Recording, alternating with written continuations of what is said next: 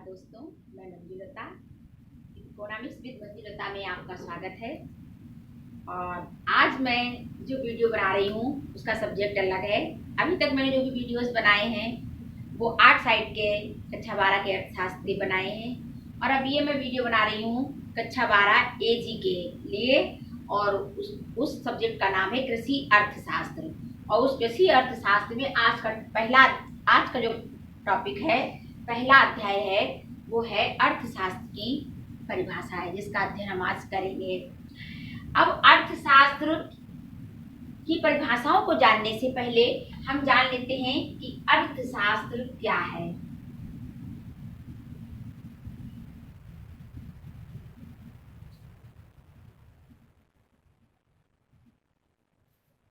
देखिए, अर्थशास्त्र क्या है।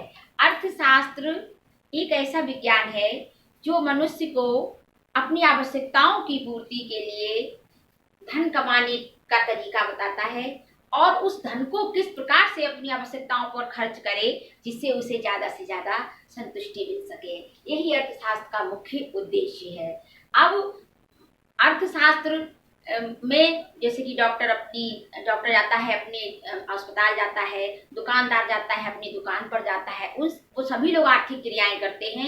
सभी लोग अपने कार्य ऐसे करते हैं जिससे कि धन की प्राप्ति हो सके और वो धनों को ऐसे कार्यों में खर्च करें, ऐसे जगह खर्च करें जहां से उनकी आवश्यकताओं की पूर्ति हो और उन्हें संतुष्टि अधिक से अधिक मिल सके। तो इसी प्रकार से मानवीय क्रियाओं को दो भागों में बांटा गया है। पहला है आर्थिक क्रियाएं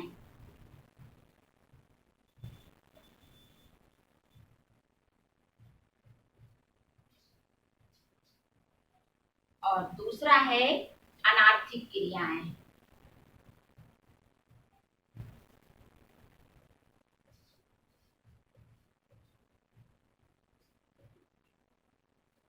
अब आर्थिक क्रियाएं वे क्रियाएं हैं जो धन प्राप्ति की आशा से की जाती हैं या जिनसे हमें धन प्राप्त होता है।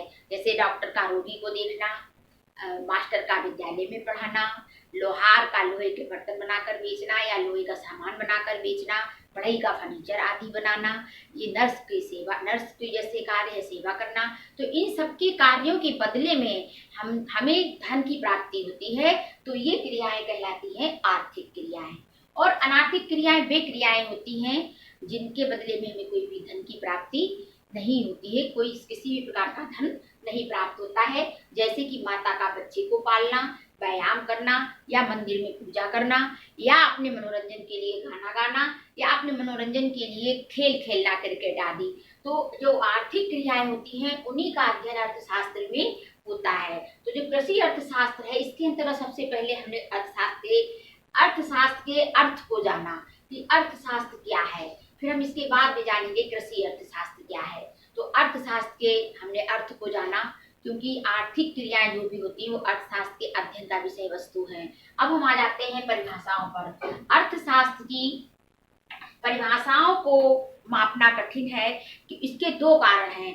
एक तो पहला कारण है कि ये अति विकसित विषय है, बहुत जल्दी इसका विकास होता है क्योंकि ये मानवीय संवेदनाओं से भरा हुआ है। मानवीय विकास, मनुष्य के दिमाग का जैसे जैसे विकास होता है वैसे वैसे इस सब्जेक्ट का भी विकास होता है। और क्योंकि जितना ये विकास इस सब्जेक्ट का हुआ है 2-3 दशकों में, उतना किसी भी विषय का नहीं हुआ है। और दूसरी चीज ये है कि ये एक अत्यंत जटिल विषय है और इसकी विषय वस्तु का निर्धारण करना कठिन है। लेकिन फिर भी हमें परिभाषाओं का अध्ययन करना पड़ेगा क्योंकि इसके जो अर्थशास्त्री हैं उनमें शुरू से ही मतभेद रहा है। तो कुछ अर्थशास्त्री अपने विचारों से मत कहते हैं, कुछ अर्थशास्त्री अपने विचारों के मतानुसार देते हैं इसकी परिभाषाएं। श्रीमती बारम्बारा वुडन ने तो यहाँ तक कहा है व्यंग करते हुए कि जहाँ 6 अर्थशास्त्री होते हैं वहां इनके 7 मत होते हैं। इसी प्रकार से जेएम कीन्स ने कहा है कि अर्थशास्त्र ने परिभाषाओं से अपना गला घोट लिया है। तो लेकिन विद्यार्थियों के अध्ययन की सुविधा की दृष्टि से या समाज के अध्ययन की सुविधा की दृष्टि से अर्थशास्त्र की परिभाषाओं को 5 भागों में बांटा गया है। पहली है धन केंद्रित परिभाषाएं। धन केंद्रित परिभाषाएं दूसरी है कल्याण केंद्रित परिभाषाएं।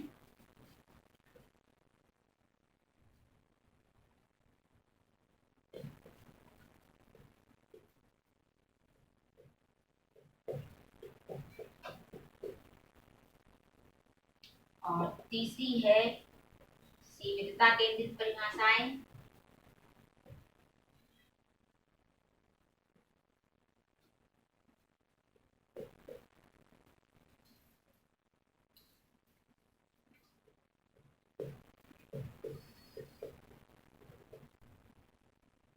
और चौथी है आवश्यकता विहीनता संबंधी परिभाषाएं।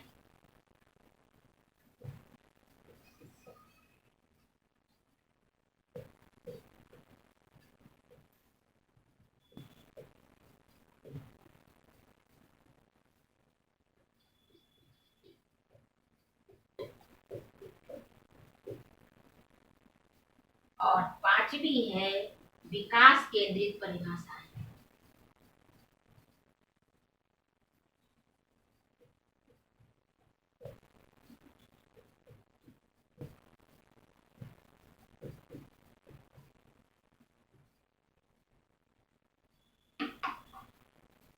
अब हम इनका क्रमशः इनका अध्ययन करेंगे। सर्वप्रथम धन केंद्रित परिभाषा, जैसा कि इसकी परिभाषा से ही समझ में आ रहा है, धन ये रुपए और पैसे से ये संबंधित है, क्योंकि 1776 में एडम स्मिथ, जिनको अर्थशास्त्र का जनक भी कहा जाता है, उन्होंने अपनी एक पुस्तक का प्रकाशन किया जिसका नाम था an inquiry into the nature and causes of wealth of nations. उन्होंने कहा कि उन्होंने उस पुस्तक में बताया कि अर्थशास्त्र वह विज्ञान है जो राष्ट्र की संपत्ति और कारणों की खोज से संबंधित है। अर्थशास्त्र धन का विज्ञान है। इनके जो अनुयायी थे, जे.एस. मिल, F.A. वॉकर, इन्होंने भी धन से ही इस शास्त्र को जोड़ा। अर्थशास्त्र वह विज्ञान है जो धन की विवेचना करता है। अर्थशास्त्र धन से संबंधित विज्ञान है, इस प्रकार से इनके अनुयायियों ने कहा। और इन्होंने ये बताया कि धन के लिए मनुष्य है, ना कि मनुष्य के लिए धन। इन्होंने इनकी जो परिभाषा की विशेषताएं थी उसमें आर्थिक मनुष्य की कल्पना की गई। और जो मनुष्य है वो अपने सुख साधनों के लिए कार्य करता है, केवल धन की प्राप्ति के लिए कार्य करता है। और जो इन्होंने अर्थशास्त्र का जो परिभाषा दी वो संकुचित परिभाषा के रूप में आई, और इस कारण एन प्रकार सभी लोग धन कमाने में जुट गए, जिसके परिणाम स्वरूप समाज में बहुत सारी बुराइयां फैल गईं। लोगों ने, रस्किल ने, कार्लाइल ने, आदि विद्वानों ने इसकी बहुत ही आलोचना की और कहा इसे घृणित विज्ञान कहा, इसे रोजी रोटी का विज्ञान कहा, इसे कुबेर का शास्त्र कहा, और इसकी आलोचनाएं हुई धन केंद्रीय संबंधी परिभाषा। फिर इसके बाद आई 1776 में, जब ये एडम स्मिथ आए, जो कि जनक भी कहे जाते हैं अर्थशास्त्र के, फादर ऑफ इकोनॉमिक्स भी। और जो इनकी पुस्तक है वो पुस्तक को भी अर्थशास्त्र का आधार ग्रंथ माना जाता है। एडम स्मिथ के बाद 1890 में प्रोफेसर मार्शल ने कल्याण केंद्रित परिभाषा दी। प्रोफेसर मार्शल और इनके अनुयायी थे चैपमैन, बेनम और कैनन, एली, ये इनके अनुयायी थे और इन्होंने इनकी बात का समर्थन किया। प्रोफेसर मार्शल ने एडम स्मिथ की बात को गलत साबित किया और कहा कि मनुष्य केवल धन कमाने के लिए ही कार्य नहीं करता है और भौतिक और अभौतिक दोनों सुख साधनों की प्राप्ति के लिए ये कार्य करता है। इस प्रकार उन्होंने कल्याण से केंद्रित परिभाषाओं पर जोर दिया। उन्होंने कहा अर्थशास्त्र मनुष्य के साधारण व्यवसाय का अध्ययन है, इसके अंतर्गत व्यक्तिगत और सामाजिक क्रियाओं के उस भाग की जांच की जाती है जिसका संबंध भौतिक सुख साधनों और उपयोग से घनिष्ठ संबंध है। जिसका उन्होंने ये बात कही, प्रोफेसर मार्शल ने 1890 में अपनी पुस्तक का प्रकाशन किया जिसका नाम था प्रिंसिपल्स ऑफ इकोनॉमिक्स। और उन्होंने एक नए तरीके से, नए दृष्टिकोण से अर्थशास्त्र की परिभाषा को परिभाषित किया। इसके बाद 1932 में रॉबिन्स ने अपनी पुस्तक का विमोचन किया, अपनी पुस्तक का प्रकाशन किया, जिसका जो कि an essay on the significance of economic science के नाम से जानी जाती है। उसमें उन्होंने ना तो धन पर जोर दिया और ना कल्याण पर जोर दिया, उन्होंने एक नई परिभाषा दी। उन्होंने बताया कि मनुष्य के पास साधन सीमित हैं और उसकी आवश्यकताएं असीमित हैं। इस कारण वो अपनी उस सीमित साधनों के बीच में अपनी जो तीव्र आवश्यकता होती है उसको पूर्ति पहले करता है, यानी वो चुनाव करता है कि हम अपने जो हमारे पास जो साधन उपलब्ध है उसको हम किस प्रकार लगाएं जिससे हमारी आवश्यकता की संतुष्टि हो सके। इसीलिए इन्होंने अर्थशास्त्र को चुनाव का विज्ञान भी कहा है और इन्होंने अर्थशास्त्र को वास्तविक विज्ञान माना, क्योंकि प्रोफेसर मार्शल ने अर्थशास्त्र को आदर्श विज्ञान माना और प्रोफेसर रॉबिन्स ने इसे वास्तविक विज्ञान माना, क्योंकि वास्तविक विज्ञान क्या है और आदर्श विज्ञान क्या होना चाहिए से संबंधित है।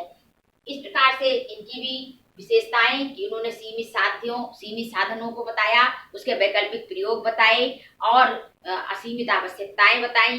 इन्होंने इनकी भी परिभाषा की बहुत सारी विशेषताएं हैं, लेकिन फिर भी इनकी भी आलोचनाएं हुई। इन्होंने कहा कि अर्थशास्त्र जो है वो उद्देश्यों के प्रति तटस्थ है। इसके आधार पर इनकी आलोचनाएं हुई, जो भी अर्थशास्त्री थे उनकी आलोचनाएं की, क्योंकि अर्थशास्त्र यदि उद्देश्यों के प्रति तटस्थ रहेगा तो विकास संबंधी जो योजनाएं बनती हैं उनका कोई भी महत्व नहीं रह जाता है, ऐसा कहा गया। इसके बाद में आए आवश्यकता विहीनता संबंधी परिभाषाएं। इसके बारे में कहा जाता है कि ये हमारे इलाहाबाद यूनिवर्सिटी के भूतपूर्व प्रोफेसर थे और इन्होंने बताया कि मनुष्य अपनी आवश्यकताओं को बिल्कुल खत्म कर ले, अपनी इच्छाओं को बिल्कुल खत्म कर ले या बिल्कुल कम कर ले तो वो अपने वो मतलब संतुष्ट हो सकता है। इस प्रकार से इन्होंने एक ऐसी परिभाषा का जन्म दिया कि जो कि आवश्यकता, अगर इनकी परिभाषा को माना जाए तो विकास के सारे चरण बंद हो जाएंगे। मनुष्य कब काम करता है, क्योंकि आवश्यकता आविष्कार की जननी है। जब मनुष्य को आवश्यकता होती है तो मनुष्य नए नए चरण पार करता है, नए नए क्रियाएं करता है ताकि उसे कुछ और नया मिले, उसे कुछ और उन्नति के सोपान में चढ़ सके। तो इनकी परिभाषा की विशेषता थी, इन्होंने अर्थशास्त्र को धर्म से जोड़ दिया, अर्थशास्त्र का बिल्कुल ही संकुचित दृष्टिकोण कर दिया, यानी अस्तित्व ही खत्म कर दिया और संतुष्टि सुख आनंद से इसको जोड़ा, इसमें इन्होंने अंतर किया। इस प्रकार इनकी भी आलोचनाएं हुई, क्योंकि ये बिल्कुल भी नहीं चल सकता है हमारे समाज में, क्योंकि सारे विकास के चरण बंद हो जाएंगे, सारे उन्नति के मार्ग बंद हो जाएंगे। तत्पश्चात जन्म हुआ विकास केंद्रित परिभाषाएं। इसके अंतर्गत प्रोफेसर सैमुएल्सन, जो कि नोबेल प्राइज देता है, उन्होंने इसकी परिभाषाएं दी। विकास सैमुएल्सन ने और उनके बेनम ने और भी स्मिथ हेनरी, इन्होंने इसको बताया कि विकास केंद्रित परिभाषाओं के अंतर्गत मनुष्य अपने साधनों के द्वारा किस प्रकार से वर्तमान के लिए भी उपयोग करता है, अपनी मुद्रा को खर्च करके या बिना खर्च किए हुए साधनों को इस प्रकार वो खर्च करता है जिससे वर्तमान में भी वो खर्च कर सके, उनको भविष्य के लिए भी सुरक्षित रख सके। तो ये थी इसकी अर्थशास्त्र की परिभाषाएं और अर्थशास्त्र के अंतर्गत क्या हमें पढ़ना है और क्या हमको देखना है, ये हमने इसका अध्ययन किया। इसके अगले अध्याय को हम अगले वीडियो में पढ़ेंगे। इसके साथ ही मैं अपने टॉपिक को खत्म करती हूँ। धन्यवाद। और इसके साथ ही मेरी एक छोटी सी रिक्वेस्ट है कि आप लोग मेरे चैनल को लाइक करें, सब्सक्राइब करें और शेयर जरूर करें, जिससे कि मेरे जो ग्रामीण क्षेत्र के बच्चे हैं, जो छात्र हैं, उन तक ये हमारा विषय वस्तु पहुंच सके और वो भी इससे अपने ज्ञान को बढ़ा सकें, अपने पेपरों में अच्छे से अच्छा लिख सकें। धन्यवाद।